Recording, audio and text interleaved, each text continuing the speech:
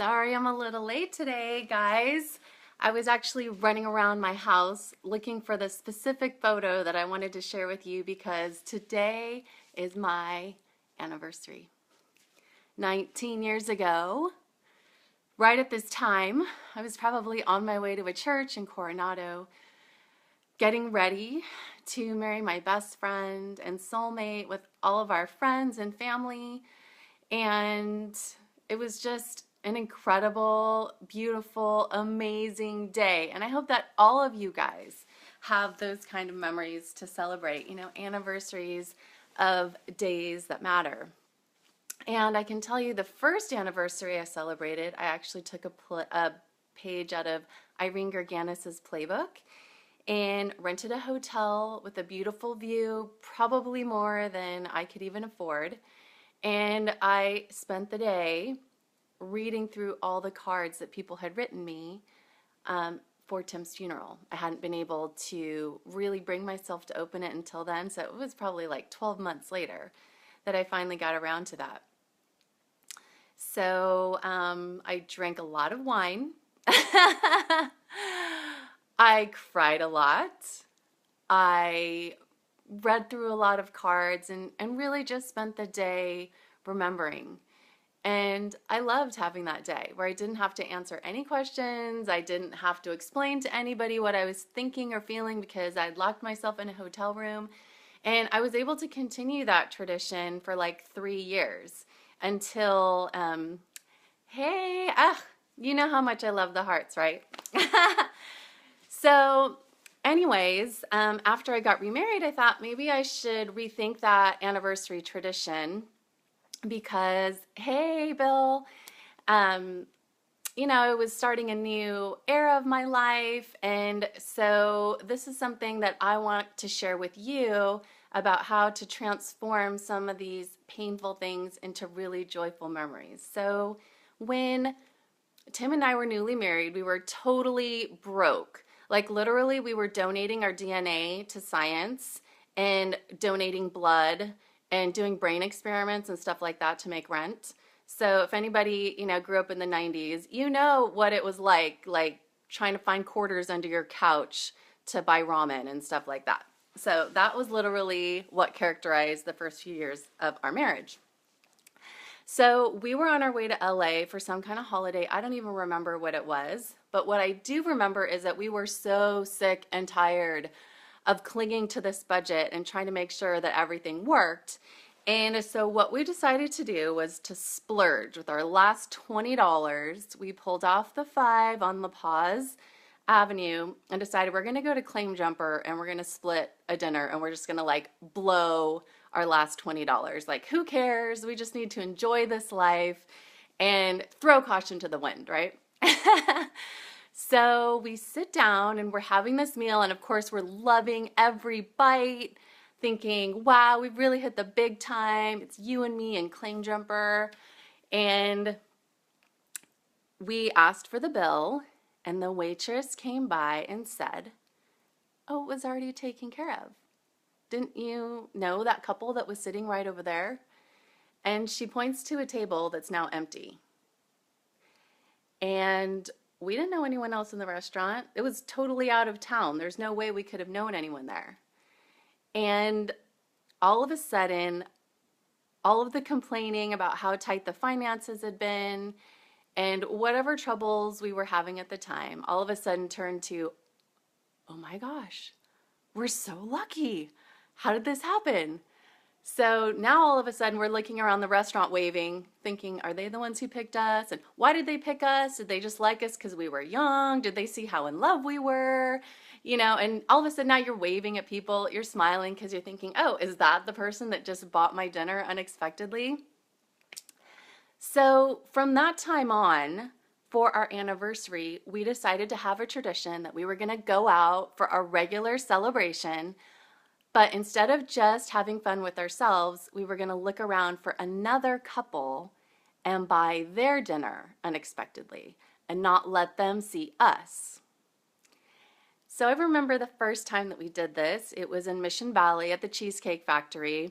And we were like, we were more excited about giving this anniversary gift to another couple than we were about celebrating our own anniversary.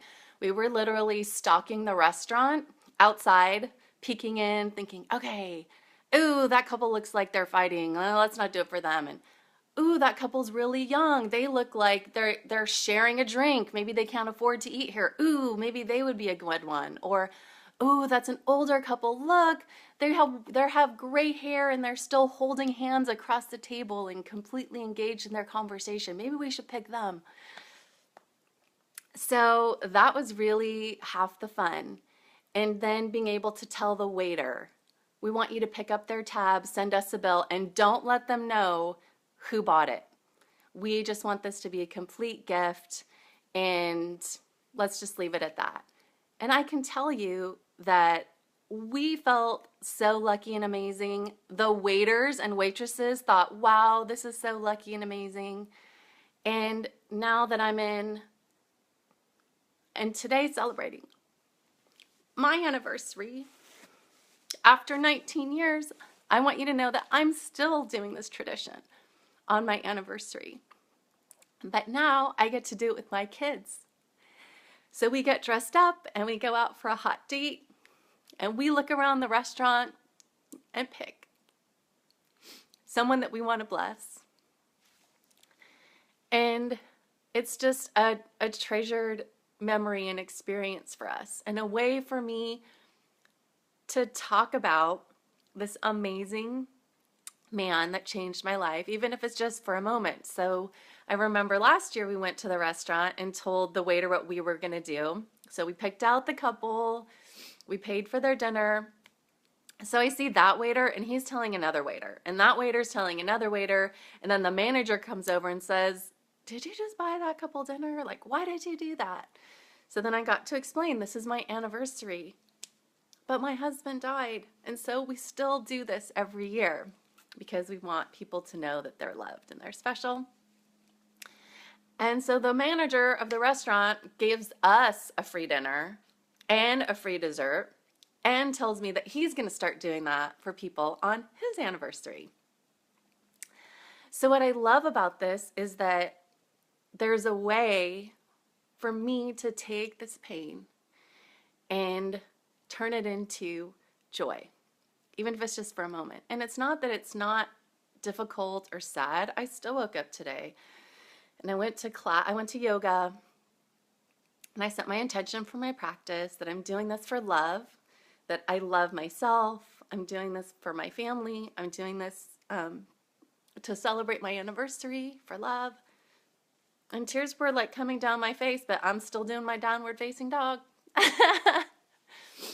Still getting my thing on, because I still have a lot of living and loving to do. So I wanted to share this story with you because I have a little challenge for those of you who will accept. I would love it if in the comments below you would like to find a way to honor something that has become painful to you. And you don't have to tell me what it is, but if you just click in the box, I'm in. You know, maybe there is a relationship that's ended and you just want to say, you know, to your ex, even in your own heart, thank you for giving me these beautiful children, even though that relationship is over. Or, you know, maybe you've had a miscarriage or, you know, some other kind of loss, and you just want to plant a flower somewhere and turn it into something, turn that memory into something beautiful. Or, you know, maybe you could just find someone to smile at that you didn't really want to before, or whatever.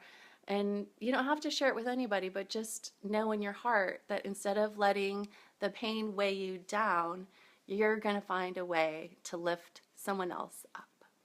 So that's my challenge for today. I have had a lot of requests to talk about divorce, so I am planning to dive into that next week, but it just felt like today wasn't really the day to do it. And I always love seeing you guys here. I'm Monday, Wednesday, or Friday at noon.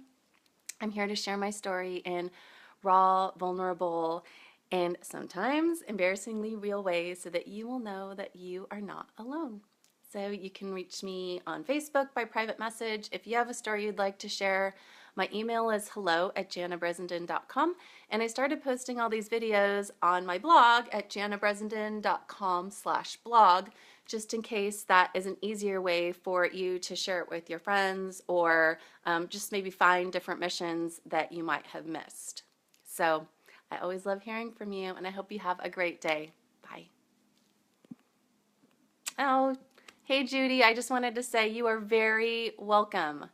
I love sharing my heart with you, and I love getting to see all those hearts on there. And they're sunny. My broadcast ended, so if you really want to see the goods, you're going to have to watch it back on a replay. But I loved the picture of your boys that you posted today. Those guys are rock stars. Hey, Beth. Sorry you missed the meat of the message, but I'm always happy to see you on Facebook, and I send you a really big, huge heart.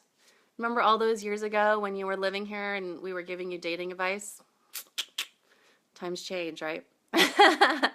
Anyways, reach out to me, guys. Private message me on Facebook or check my email, hello@janabressenden.com. Tammy, you missed the broadcast. You're going to have to watch the replay. But you know how much I love seeing you on here, and I want to see you for a work play day or a kids play date sometime soon. So if that works for you, give me like a little thumbs up. Yay. All right. Bye, guys.